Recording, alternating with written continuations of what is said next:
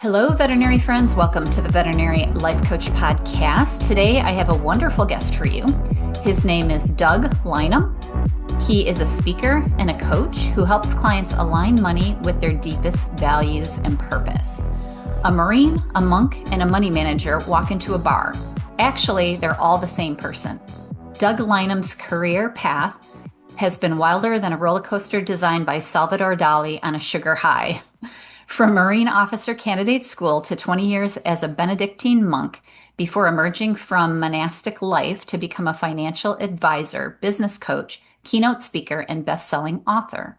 His two books, From Monk to Money Manager and Taming Your Money Monster, 9 Paths to Money Mastery with the Enneagram, revolutionized how we understand our relationship with money. His popular TEDx talk on finding purpose in wealth has garnered over 400,000 views. Doug's insights have been featured on CNBC, the New York Times, and major financial publications. He now serves as a financial advisor at Innovative Advisory Group, working with clients from Hollywood superstars to impact-driven organizations. His unconventional journey earned him a private audience with Pope Francis, which is super cool, in 2022, and established him as a leading voice on the intersection of wealth, meaning, and purpose. And today he's going to teach us a whole bunch of things about money, and I'm super excited, and I welcome you to the podcast, Doug. Thanks, Julie. It's an honor to be here. Thanks for being here. I'm so excited. This is a great story. So after saying that and reading all of that, I always ask the first question to tell me your story. So hmm do you want to add some detail to that whole twisted Oh, tale I just read? well, it's a long and complicated story. It sounds So like it. Yeah. maybe I'll just kind of give you the highlights really quick. Okay, perfect. So the backstory of all that is I grew up in a fairly affluent family in the Midwest, a town called Naperville, Illinois. And when my parents divorced when I was about 7 or 8, it felt to me like money got weaponized, and it became the tool that my parents used to kind of get back at each other. And often it felt like the kids got put in the from my childhood perspective, right? That was Right, right. whether that was what was really going on or not is another question. But Felt for like it. me, it really felt like there was this kind of financial game of chicken going on. You ask one parent for something, they'd say, go ask the other. And then they'd say, no, go ask the other. And you just get stuck in the middle. And a lot of times we went without some basic things that, other middle class kids would have because it was just a fight for everything. And then kind of getting back at each other all the time. And I thought I got, you know, I projected my daddy issues basically on the world of finance and thought that money was evil and corporate capitalism was bad and all those things. And so I tried to run away from all that to try to, and my brothers and I, we all rebelled and basically took a vow of poverty in different ways. I went off and first tried the Marines, and then realized that unresolved anger issues and high explosives are a really bad combination. So maybe had kind of a spiritual awakening and ran off and joined a Benedictine monastery where I thought I would escape the world of money and materialism forever and could just ignore this stuff because I had what I would call a very avoidant attitude towards money. And then ironically, about 2 years after I got there, through 2 3 years, the community went bankrupt. The monastery had a lot of financial issues before I arrived, and then they just got worse after I got there. And I was the junior monk at the time, and I knew nothing about finance, even though, my parents didn't teach me anything about money. I knew nothing, even though my mom was a certified financial planner and my dad was a CEO. Like Oh, it wow. was just it was the thing. It was easier to talk about sex than money in my household, and so Yeah. it was really a taboo topic. But I sort of raised my hand in naive enthusiasm and just decided I was going to solve this financial problem for the community. And, went to a bookstore, grabbed everything I could on finance, started reading it. And it took me a couple of years, pulled the community through that. And then that became, monastery guests would come all the time with these problems, these financial problems. And they would, they'd ask me to pray for them, which, I do that. But I realized a budget might work a lot better, if we could Right. Yeah, just, some actual practical solutions yeah. might help a little bit. And so that became my form of service. I was in a teaching order in the Benedictines, and I was teaching math and science. And so I decided to offer econ and personal finance courses for the kids in the school, and that became very popular. And then, fast forward, 10, 20 years, I got very disillusioned with monastic life and felt really confined and realized I had something to offer the world. And so I left to become an investment advisor, and help people align their money with their values. And so that's kind of where I am now. And I've got these two books that came through HarperCollins and all the TEDx, and that kind of brings you up to speed to where I am today. Well, that's an incredible story. So on some level, you must have had some inherent interest in the money Mhm. thing, do you think? Oh yeah, I Because your remember the family was so anti-money, is that you think what spurred it on? yeah. Well, I remember as a kid being fascinated by it. Having my own little lawn mowing business, and making good money doing it, and had this sort of entrepreneurial spirit as a kid. But then I also kind of got these religious sort of dictums kind of seeped in, and it maybe in an unhealthy way, that thinking that money is the root of all evil, or Right. in Matthew, Jesus, if you want to be perfect, sell everything. He talks to a wealthy young man. If you want to be perfect, give up everything and Get come rid of follow them. me. And I was like, well, that describes me, so maybe that's what I should do. And realized that was maybe an advice to a particular person, not to every person. and Right. and then understanding the economic times, in the Bible, were very different from today. It's a different Sure. economy, and Right. some of the things don't really translate really well.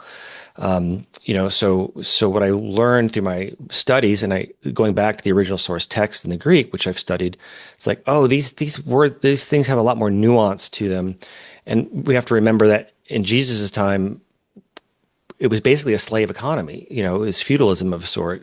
Sure. To be wealthy, you had to oppress somebody else. It was kind of the system that they were living in. Mhm. Capitalism had not been invented. Corporations had not been invented. Human rights were not really on the map. And so we have a different system now. And building wealth is not a zero-sum game. Like, for me to earn, save, and ethically invest my money doesn't oppress anybody. In fact, it can help a lot of people, Right. and especially for veterinarians. Like, you're in the service industry, you're solving a pain point for people, you're doing good work in the world, and there's no reason why you shouldn't be financially successful doing it. So where should we start with this discussion?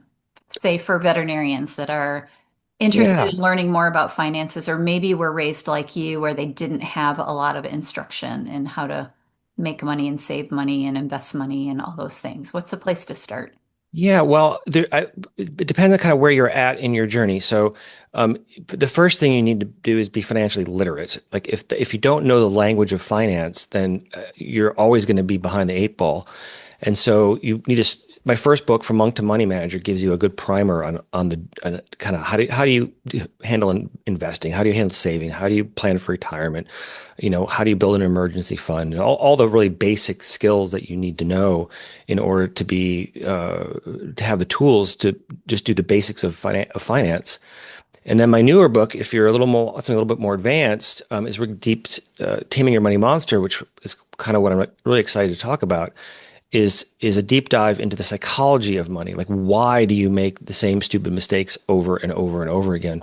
What are the unconscious fears or drivers behind your money decisions that might be sabotaging you or helping you? What are your superpowers, and what are your weaknesses, and really diving into those and diagnosing them, so you can avoid some of the pitfalls, and move forward with a more robust financial life. Is it true that that people, because they have fear around this topic, Mhm. that they then just avoid it? Is that it sounds like your first book was kind of let's teach the basics because people don't learn that. Yeah. Is it a lot based on their fear that they're afraid they're not going to get it, or they're not going to do it correctly, or they're going to invest their money and lose it? Like, what do you think is the basis of people just avoiding it altogether and just not wanting to deal with the problem of earning and saving money? Right. Well, it's a very complicated question, so it has a very complicated answer, and I'll try to say it succinctly. But essentially, what the Enneagram tells you is, so for those who aren't familiar with the Enneagram, let me just give you a Yeah, quick explain primer. that.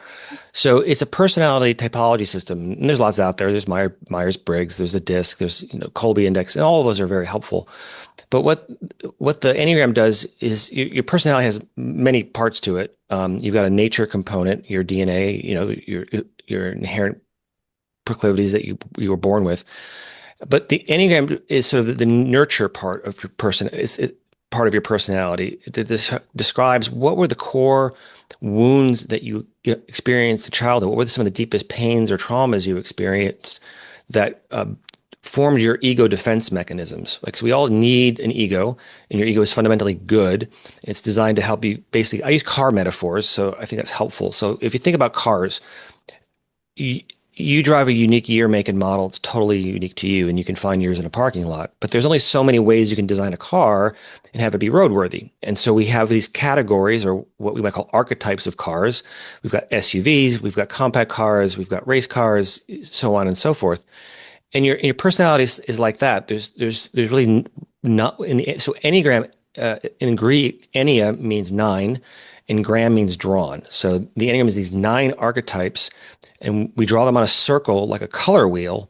And so there's a infinite range of possibilities inside this system, but you kind of land somewhere on this color wheel. It tells you the flavor or color of your ego defense mechanisms that you're driving through life, trying to manage. And so the core takeaway is that each of us, and this goes back, and there's neurobiology behind this, and there's childhood developmental psychology behind this. So I could explain all that, but I won't here. And essentially, what it tells you is what your greatest unconscious fear is that you develop. What's that fear you have that your ego is trying to protect you from, that got you through your childhood, but maybe causing problems in your adult life and driving you into ditches. And so once you know what that core fear is, then what I'm layering on top of the Enneagram.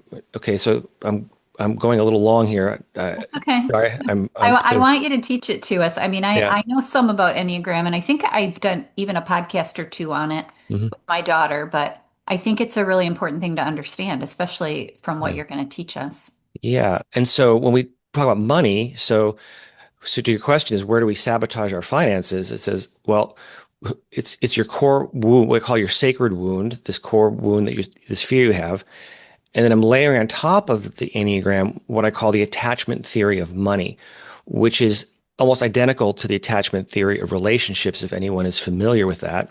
If you're not, what it basically says is that there's these two unhealthy ways we can relate to money. One is the avoidance style, which we touched on earlier. That was me being afraid of it, pushing it away, procrastinating on paying your bills, doing your taxes, all the anxiety, fear, shame that comes up around that. And that can sabotage you in some ways.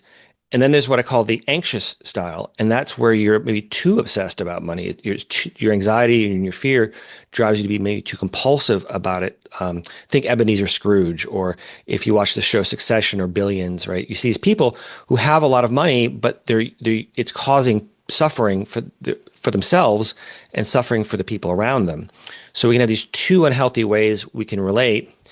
And then to get more complicated, all right, last thing, there's different parts of your financial life, right? So what I call this the four pillars of finance. And the four pillars of finance are going to be earning, saving, investing, and giving. So earning, saving, investing, giving. And most of us tend to be anxious in one area, but avoidant in another. So let me give you an example. Like if you make a lot of money, you have a high income, but you're spending everything on stuff, on status symbols, or the big house or fancy car, you're still broke at the end of the day, right? So you might be anxious earner, but avoidant saver. Or you could be really good at saving, but you're terrified of investing. And so you never put your money in the market and capture the power of compound interest and grow your wealth. And then the last step, of course, is giving. Like, so people might be very like Ebenezer Scrooge, right? You got all this money, but you're not doing anything useful with it in the world. You're not using it, what I call. So for me, money, it's a great gift. It's a great tool for love and service in the world. So you have this tool that you can go out there and serve yourself, your family, and your community in meaningful ways. So being mindful of how you're using your money, not being avoidant or around that. So that's a really quick high level overview, and I'll just pause there and see if you got some questions on that. Well, I guess my questions come up more for it, knowing all that, Hmm. if you're even slightly aware of your Enneagram style, or maybe if you're not aware of it at all, how do you start to create awareness about where you're at in this process? I mean, most people just say, "Oh, I'm terrible with money," Hmm. and then they just Give up. don't know what to do, right? Give Right. up. That's been my experience with a lot of my employees when I owned my hospital. Mhm. They they were even afraid to invest in their 401k or their Right. simple IRA because they Right. didn't understand it. Right. And it's so tragic because they are missing out on so much. So Exactly I right. guess maybe my question is, maybe you can go through the Enneagram types and tell Sure. us, give us an idea of what, Mhm. so we can kind of become aware of where Yeah. we might be on the spectrum. And then after we figure that out, what we can do about Yeah. it.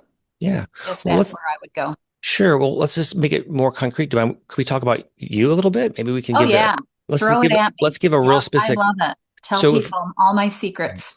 So to go through all nine Enneagram types would take the rest of our show, right? If I went through and Right. explained all of them. That's true. Yeah, it would be Um, hard. but let's just use one example, okay? Okay. So you told me in the what your type was before the call. Yeah. If you don't mind me sharing it, you said you were a 7 with an 8 wing. Is that correct? Seven with the eight wing. Yep. Okay. So let me explain the 7 a little bit to the audience Okay. and see if this resonates with you. And if anything I say is off, let me know. Okay. Sure. So your ego structure, the way it was formed as a 7, you have to think of it like this. When you were a child and you were born, you have a physical umbilical cord that got cut at birth that physically separated from you from your mother, but you immediately develop what I call a psychological umbilical cord to your caregivers. So your ego isn't really formed yet when you're born. And so you have this emotional codependency on the people around you to kind of do the driving for you of life for the first, from 0 to 7-ish, around that zero, even older, it depends. Mm. But somewhere in that range from like 0 to 7 is when your ego really gets formed and developed. Um, and that psychological umbilical cord had to be cut, just like your physical umbilical cord had to be cut. And it can only be cut by negative emotions, right? Because positive emotions are going to reinforce that connection. Does that make sense? Yep. Okay. So we know from the work of an affective neuroscientist by the name of Jaak Panksepp that there's really just 3 core negative emotions in all mammals. And veterinarians can see these you can see this in the pets that you're working with. So the 3 negative emotions are going to be anger or rage, right? When dogs attack, or when the boundaries get violated, the anger gets triggered or rage gets triggered. So that's sort of a defense mechanism. So anger is the one core emotion. It's not really an emotion exactly. That's how it is in humans, but we would say in animals it's more of an instinct or a drive or I'm missing the correct vocabulary. Forgive me, but so we've got anger, and then Hmm. we've got grief or shame. So grief, like, is that separation anxiety when a puppy is separated from its mother, it panics.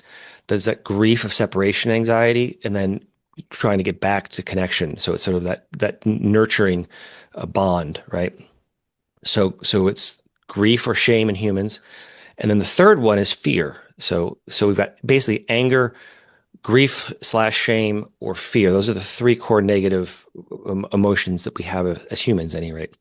And as a child, you get hit with one of those more than the other. So for a 7, you got hit more by fear. Your childhood environment was either there was something unstable about it, perhaps inconsistent parenting, abandonment issues. There was something in there that told a 7 that this isn't really a safe container in some way. And your ego then, to compensate that, to get you through your childhood, it creates the greatest fear for you of being in pain or privation. So your sacred wound is fear. Let me back that up a little bit. So just to clarify, so we've got these 3 core negative emotions, and then there's 3 ways to process those negative emotions. So you can either internalize that pain and direct it towards yourself, kind of like giving yourself an emotional wedgie. You can externalize that pain, kind of like having a food fight with the world, or you can do both. You have both of those things inside you, and so that gives you 3 types inside each of those 3 negative emotions, and that's why there's 9 personality patterns in the Enneagram. Does that Okay. make sense so far? Yeah, it does. Okay. Yeah, absolutely. So let's just talk about the 7. So what the 7 did is you experienced more fear, insecurity, that the world around you wasn't going to meet your needs. So you externalize that pain towards the world, and it creates that fear of being trapped in the moment of pain or privation or deprivation. So we call 7s, the nickname for them is we call them the enthusiast. I call them the SUV of egos because they're kind of ready to go anywhere and do anything as long as it doesn't put them in the present moment where their pain is. So they're kind of on this around the world race to escape their core fear they're not going to have enough. And so they always want more, like more opportunities, more things, more Experiences. Yeah. experiences. And so is that track with you so Oh far? yeah, absolutely. Yeah. Okay. Yeah, and I've done other work on Mhm. anxiety and things like that, and that's all based on core fear as well. And yeah, it totally makes sense. And I mean, I had a really good childhood. However, my parents were very, very young Mhm. and struggled financially. And, my dad had to put himself through college while I was growing up. So it all kind of makes sense, that that's where I would have landed. Yeah. And then so then each type develops that what I call your sacred wound, which for you is going to be that sorry, I'm going to cheat a little bit and look at my I use No, cool go ego ahead. maps for each of the types. I won't share it because it's a visual and Complicated, yeah. your listeners won't be able to follow it. Um, but essentially you have this sacred wound of this externalized fear. So that creates your greatest fear, which is being trapped in pain or privation. And then we say that your greatest vice, we used to call them the seven deadly sins, but there's actually nine. So each type has a core vice that they struggle with. And for sevens, it's gluttony. It's that the desire of not just food, but for opportunities and experiences. Sure. So you have a primary ego addiction, which we call planning. It's a kind of an inelegant word to say your brain's always racing into the future. You're looking always future oriented rather than present oriented. And that gets you into all kinds of trouble if you're not careful. You overextend yourself. You Burn maybe yourself start a lot of out. projects and don't finish them. Yeah. Um, or just trying to escape the present moment. And then when it comes to money, so where that can get you in trouble as a seven, if we go back to this attachment theory that I discussed earlier, so you can be sevens can be either anxiously attached to money or fearfully avoidant of it, and possibly both, depending on the context or the time of day, right? So Right. the money monsters for the seven, I call them the gorger and the grabber. So the gorger uh, is sort of the money avoidance style. So think the prodigal son, like you get stuff, but then um, you, uh, you can go into a kind of hedonistic debauchery if you're not careful. Like you get it and oh boy, I've got this money now. I want to plan a trip to Jamaica. Oh, I got some money and now I want the new car or You new go shopping or shopping, the shiny thing. buy things for other people. Hmm. Yeah, that's totally me. I Yeah. love doing things and giving things and Hmm. experiencing things. So yeah, for Yeah. sure. So Makes sense. it's like grabbing, gorging using money to get you out of that present moment, essentially escaping your anxiety or your fears or your Right. pains that you're dealing with.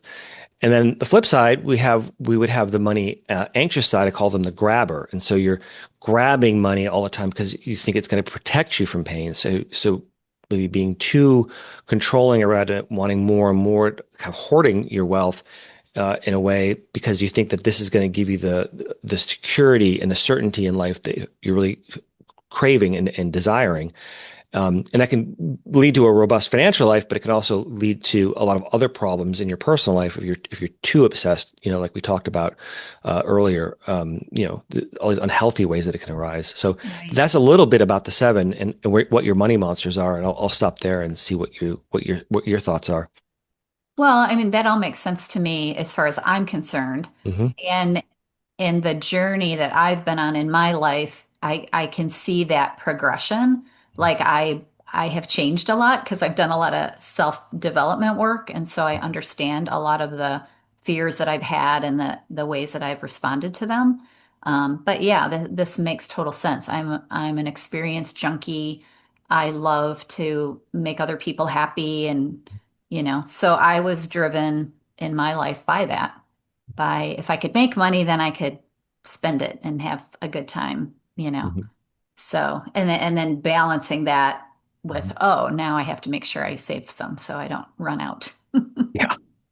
Any particular examples you want to share? Or Well, I mean, when I ran my hospital, one of my favorite things to do was to do things for my team. Mhm. So every year I would plan a trip for them, or we'd go, do some surprise thing, or I'd give them money to go spend. And to me, that was joyful. And so, whether that was running away from my trauma, I guess it is, but that's kind of what drove me to make money. I didn't care so much about me making money, except to the point where I could then do stuff for other people and Mhm. and have experiences with my kids, my family, Mhm. my Yeah.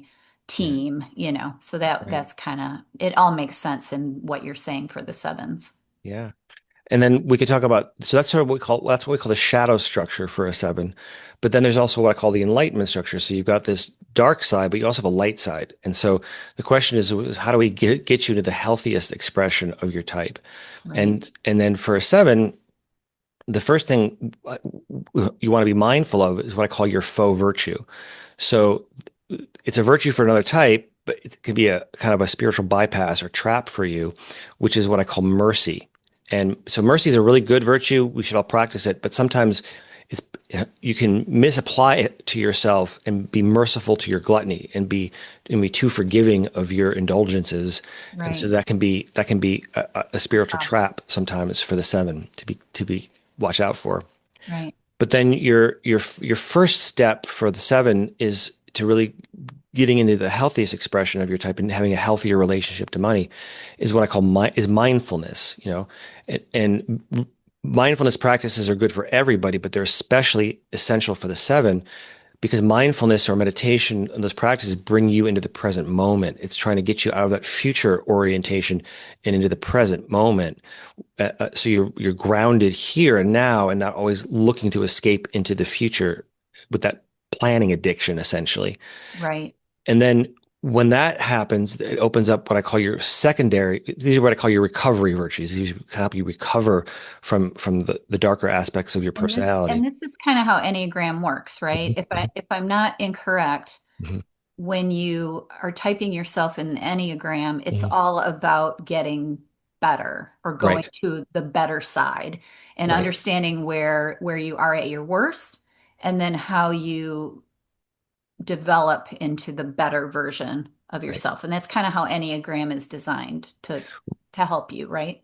Right. That's why it's a powerful system from other Mhm. other other Yeah, I really typologies like because it has a growth model built into it. So the other systems are Mhm. sort of static. Okay, you got Myers-Briggs, you got DISC.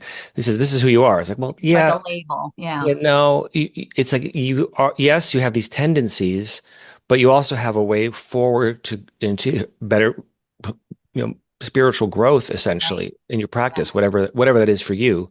And that's what makes it so powerful. And Yeah. so then just to wrap up the seven really quickly, so you want mindfulness first as your primary recovery virtue. And then you have a secondary virtue. I skipped over some stuff in the shadow because it was too complicated, but it's okay. um, is generosity. Like generosity is really something that helps the seven when you combine it with mindfulness. So it's sort of the reverse of gluttony. Instead of wanting more experiences, you're sort of instead of getting, you're giving uh, Right. within reasonable boundaries, right? Sure. And that brings you to your highest virtue for a seven. Your greatest virtue is really contentment. How do you find contentment here and now? So you're mindful in the present moment. You're generous with your time and your talents and your treasure within reasonable boundaries, right?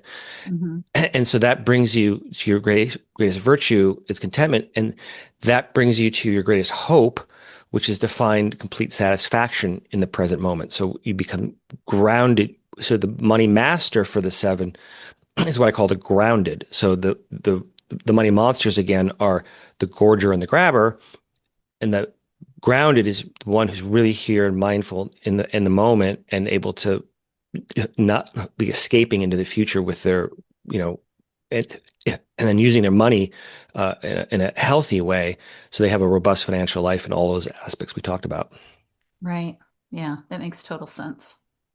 Because that's one of the things that I've learned over the years. I have to challenge myself to remain present because I Mhm. am a doer, Mhm. like we're always on to the next thing. Right. And that creates anxiety. Mhm. Yeah. And then as for veterinarians, and here's the thing where this is helpful. It's not just helpful to know your type, it's helpful to know your employees' type. Because if you know how people react, And it also helps to know your customer's type. Like you can sort of start to learn, once you learn the system, it gets pretty easy to at least figure out at least which of those four, we talked about those three triads, anger, grief, and fear, where people are coming from. Because each of those three buckets of personality types want very different things from life and from even their veterinarian. So once you know that, like, say, if you're in the anger triad, what those people are really looking for is control and empowerment. So they can be very controlling in certain ways. And so they want to feel like they're in control. If their pet is really sick, right, and they're panicking, right, there might be hyper fixated. It's all what's the procedure? What are you doing? They're going to they might micromanage the process with you.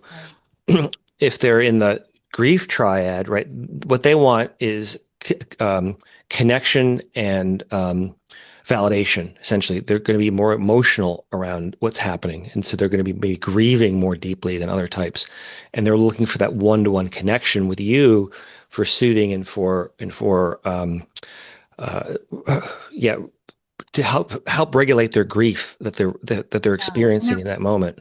they're probably going to need more reassurance from their veterinarian that they're doing the right thing. And this Right. is, this is understandable that you're upset and having those kind of conversations rather than, Mhm. every little detail that the controlling person needs.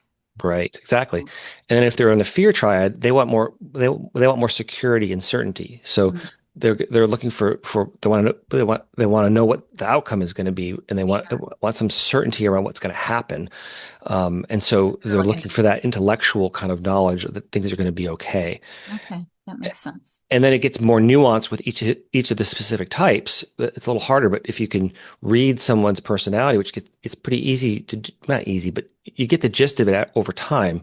It's easier the more you study these personalities. Yeah. And then you find, there's some customers you're probably never going to be able to, you should realize that this is, they're, you get to do your best with them, but you may never be able to, like, assuage their emotional anxiety. And that's okay because it's just not, that's not your job. You're not their therapist or their psychologist. And so, Right. You kind of have to let it go. You're not in control of what's right. happening in them. But if you can understand it, Mhm.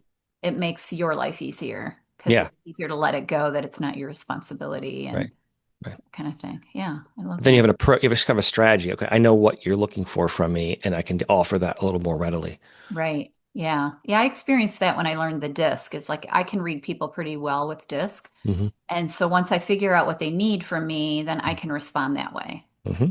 I can either be really chatty, which I normally am, or Hmm. if they want detail but they don't want friendliness, then I have to switch it to, the detail. So I think it kind of works the same here. Hmm. If you can read people, it helps you deal with them.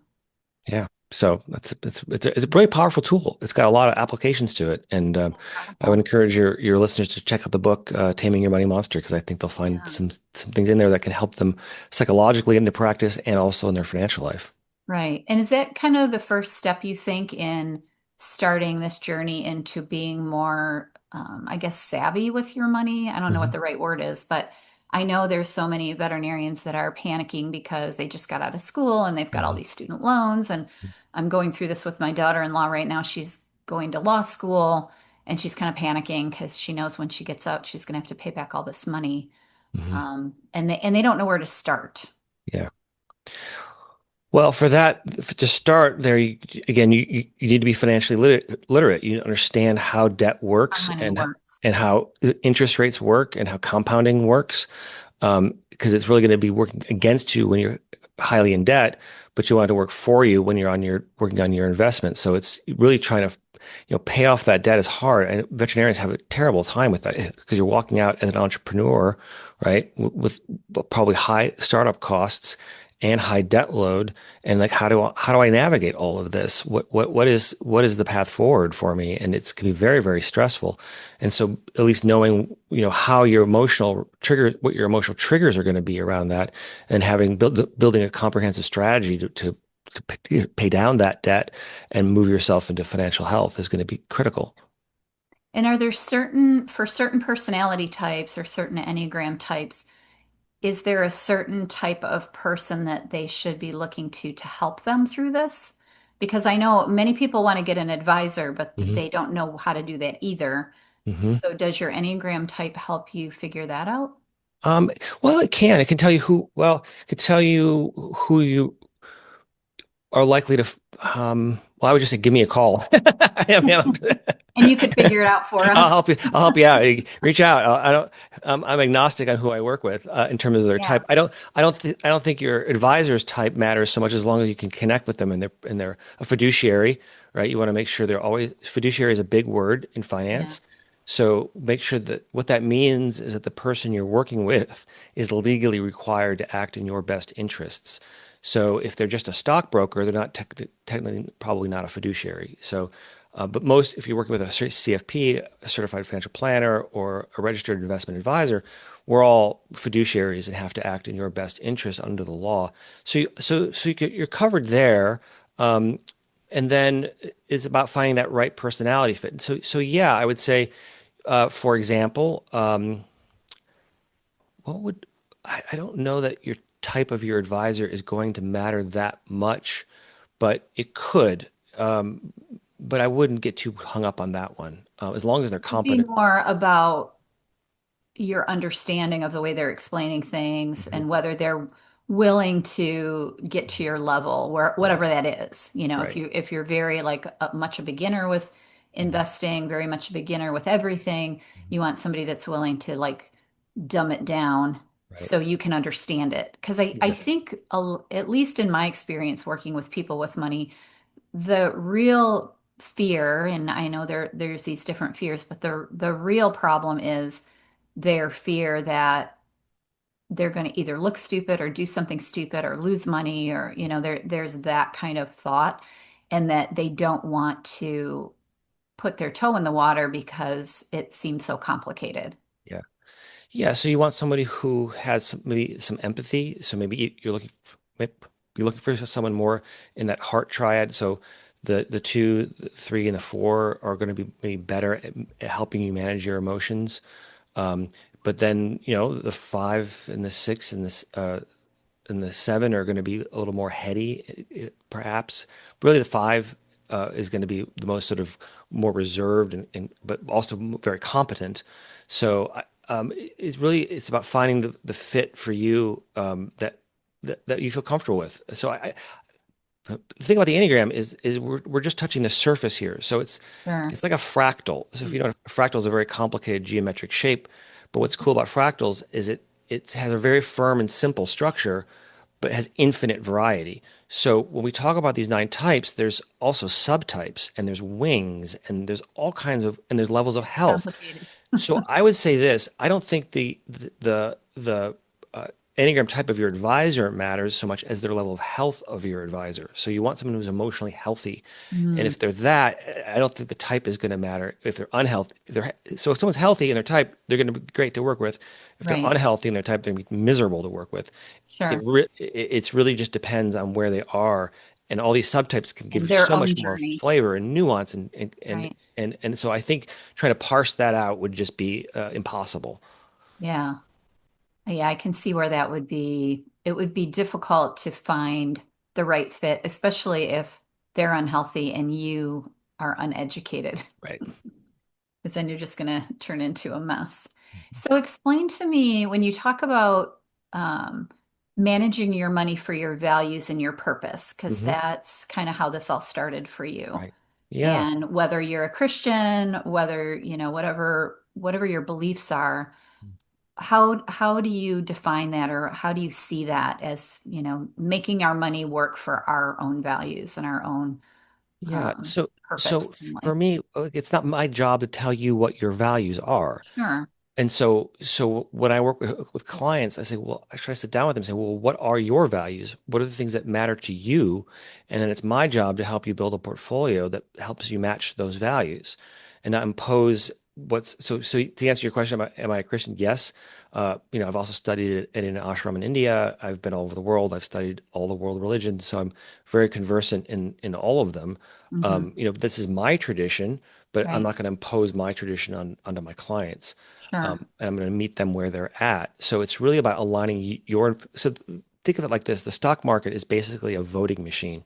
When you're investing, you're voting for what you want more of in the world. What are those companies? What are those products and services that are alleviating a pain point? So a good business, what it does is it finds a pain point, it solves it, and monetizes it. And so, but some of those things that people are doing are very helpful for the world, and some of them can be very damaging and destructive. And so it's about finding out what are those things that issues that you care about and trying to build a portfolio that avoids certain things that you find maybe perhaps morally or personally unethical or unconscionable, and then tilting your portfolio while maintaining your fiduciary duty, right? You still have to have a balanced, well-crafted portfolio, but moving it and tilting it towards those things, the issues and the things that you really care about. That you find important. Yeah, Yeah. And you can study the companies and the mutual funds and things that align more with what you believe. exactly right. I think there's so much fear with the stock market. When I was in high school, this is a really odd thing. I had a geometry professor that every Friday we would play stock market. Hmm. And he would give us, this play money, and he would do he'd do the stock market for the day and the different companies, and they would go up and down, and we'd buy them and sell them. And so I kind of got an idea of how that works, but I don't think that's something that most people are exposed to. And so I think there's a lot of fear with the stock market. So do you have any advice for people that are like, oh, the stock market seems like gambling to me, and I'm very afraid of putting my Yeah. money there? Um, Yeah, so those stock market games are a little bit suspect these days, because that's exactly what it kind of feels like. It feels more like you're gambling than you're right. investing, and Yeah. so I take a more of a set it and forget it mentality. Like you don't what we You know don't from want to the be re buying and selling every day. right Yeah. what we know from the research, and this is just empirically proven that the more you trade and the more movement you have in your portfolio over time, the worse your performance tends to be. Because think of it like this. So a lot of those stock market games are from stockbrokers coming into schools and saying, let me teach you about investing, but they're teaching it in a somewhat perverted way. That maybe be too strong of a word, but they're getting you to focus on the short-term returns over a day or a week or a month. And what you really want to look at is the compound interest over time of your portfolio. So you can only really measure it over years or decades. And so the whole financial industry is basically especially if you're watching the news, almost everything you see on cable news is what I call investment porn. It's pornography in a way. It's designed to get you excited. It's designed to capture your attention, preying on your fears, preying on your greed, to get you to trade. And Right. that's where they make the money. Is on Sure. every time there's a trade, there's usually somebody skimming some money Somebody gets somewhere. the money. Yeah. So the market, a lot of the market, I want to be careful how I say this, but a lot of what you're seeing in the popular media, shall we say, is really designed to prey on those fears to get you. So they don't care if your portfolio makes money or loses money. They just care that you're churning your portfolio, and Right. that's where they're That's getting where their they their come commissions from. and their Yeah. trade fees. So I think that's a really poor way to teach kids about investing, because you really want to only be making big moves in your portfolio based on your life circumstances, not what the external world is doing, and not following the market that closely. Leave that to your investment advisor to say, okay, or a professional. Either if you're very good at it, you can do it yourself, but it's kind of like plumbing, right? You can do it yourself, but Right. if you make a mistake, you're likely to flood your house and cause all kinds of problems. So unless you're really experienced, it's good to have a professional advisor, just like it's good to have a professional plumber. And Right. yeah, it costs money, but it's really, I think what an advisor does most of all, more than anything, is help you manage your emotions around your money and help you not make stupid mistakes.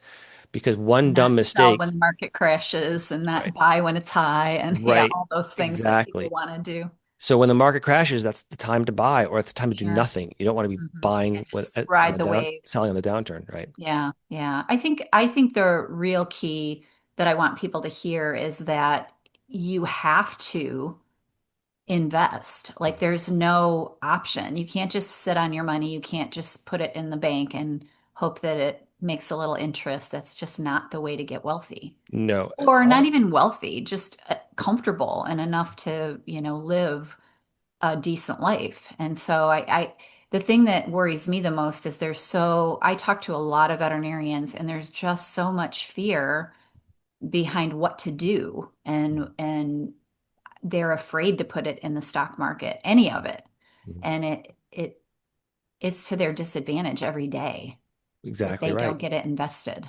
Exactly right. So probably the most important thing you need to know about investing is the power of compound interest and how exponential growth works. Like, Mhm. bacteria in a petri dish, right? It grows a little Yes. bit, then a little bit, and then it And it expands goes crazy. Yeah. exponentially and grows. And that's what the stock market will do for your money over time. Yeah, and there's no, if I have to go back to the day, but there's really no 10-year period where the market has lost money. Right. It's certainly necessarily no 20-year period where it's lost money. So over time, I think I don't, there might be one exception to that. It might be where there was one break even point, but if you in a 10-year decade, right?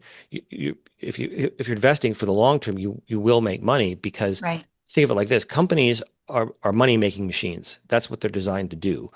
And yes, the market goes up, and yes, the market goes down. But if you look at the long term trends, it's always up, right? Hmm. It always goes up over time, even with the big dips and downturns. So Right. it's about having that long term view and investing and not that's really where you're going to get that exponential growth and then not being so what if it crashes, just time to invest more, right? That's a Right. good buying opportunity. You don't need to see those things as negatives. It's like now I have time. I'm, you know, doing either dollar cost averaging, if people know what that means, just putting money in steadily over time, consistently, will mathematically produce good, potentially a really good return for you. Hmm. Yeah. And the other thing I always say on this podcast when we're talking about money is if your employer has some kind of investment vehicle like an IRA or a 401k and they match, you have to do it. You have to invest it because they're giving you free money. Right. And when I was the boss and I had employees, I used to lecture them all the time. I'm like, why are you not in the simple IRA? Oh, I don't have any money. I'm like, $10. Just put in $10 a week. That's all you have to do. And then I give you $10. Hmm. So now you're putting $20 in there. And by the time you retire, it's going to be a lot of money.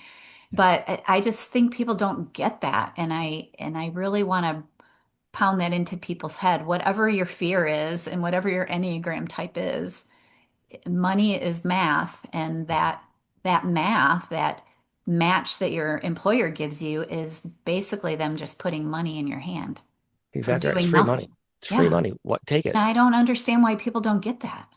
It's Well, disturbing to me. And this, it's still fear, I yeah. think. And I take a, so I got started into my finance, excuse me. My brain is glitching a little this morning. Okay. Um, really where I got started in finance was building better retirement plans for schools and teachers. And so, what I found what was a real problem is the design of these plans for most IRAs is fundamentally flawed. Yeah. And what employers should be doing in order to combat this problem is simple things in the way you structure your retirement plan for your employees. And you start with what we call automatic enrollment. So if So everybody's in. you automatically enroll people with the option to opt out, then you get about a 90 plus participation rate. If you have it the other way around and you have to opt in, you tend to get, 10 or 20%, you get a much lower participation rate. And so it's really about the psychology of money that um, when people are scared about finances, what they do is they tend to freeze up and do nothing. Sure. And so what you want in your retirement plan is at every decision point that someone has to make to be defaulted to a prudent decision. And then it's automatic, a prudent by automatically enrolling them automatically putting them into like a target date retirement fund is a good place to start. And then doing what we call automatic escalation. So every year, increasing their contribution by like 0.5% or 1% as their salary goes up. So that's automatically designed to combat that problem, because you're probably never going to be able to get all of your employees to be financially literate, but you Right. want the system to work in their favor rather than having the system work against them. And that's a Sure. really key thing that you can do within a plan to solve that problem without having to beat people over the head all the time. Well, that's good to know that Mhm. that's something as a hospital owner or somebody's boss that you can design it that way to help them. Yeah, And they might not even know until they're retired that you did that for them. right. It's a real gift. And It's they a wake real, up and they see, oh, I have a whole bunch of money that I didn't know I had. yeah, Yeah, exactly right. that's awesome. So, is there anything that we really want to say before we wrap this up? Because we're getting kind of long, and I want to make sure that you get all of the good points out there. And you can come back again and talk some more about this because I love this kind of stuff. Yeah, please have me back. I would be very honored to do that. Yeah, We can I do a love it. part two. Yeah. And I guess I would just encourage people to think about money as is that tool for love and service in the world. Like money is power, right? And so the more you ignore it and the more you avoid it, the more you disempower yourself in life. And and then I think we all have what I call a divine purpose. We all have a reason to be here on this planet and a Mhm. gifts to give to the world. And the more robust your financial life is, the more you can live into that power, into that gift, and really be of service to others. Because you can't do anything in a modern economy without money in your pocket. It's just not possible. And so, and the best thing that money gives you when you do it right is time. It gives you the freedom. It gives you options. So Freedom. Yep. Options, time. Yep. Those are all good words. yeah, it gives you options to live a life that makes your soul sing. Hmm. Yeah, it absolutely does. I totally agree with that. Well, I love that. Tell people where they can find your book. Say the names of the books again. I see them behind you, but tell them if Sure. they're just listening. Yeah, you That, can find them from booksellers everywhere. Of course, Amazon's always a good choice. So, Taming Your Money Monster, Nine Paths to Money Mastery with the Enneagram. And then From Monk to Money Manager, the subtitle of that is A Former Monk's Financial Guide to Becoming a Little Bit Wealthy and Why That's Okay. So, yeah. Yeah. You shouldn't be guilty if you have money. yep, yeah, There's no exactly guilt. right. And you can connect with me if anyone wants to reach out. You can find me on my website. It's just my name, DougLynam.com, DougLynam.com. And I'd be happy to connect with anybody who is interested in having a conversation about their finances. Perfect. I love this. All right. Well, let's vow to get back together sometime in the next couple of months and do some more of this. I'll try to go through the Enneagram and get a little better handle on some of the other types. Hmm. And maybe we can talk about some different things involving that and how we evolve ourselves into being better with money. Hmm. That sounds great. Looking forward I to love it. that. I love that. Well, thank you so much for being on the podcast today. I've really Thanks, enjoyed Julie. it. It's been Thank really you. fun. And I love this topic. So the more we talk about this, the better it makes me feel. All right. All right. Have a beautiful week, everyone. And thanks for listening. Bye.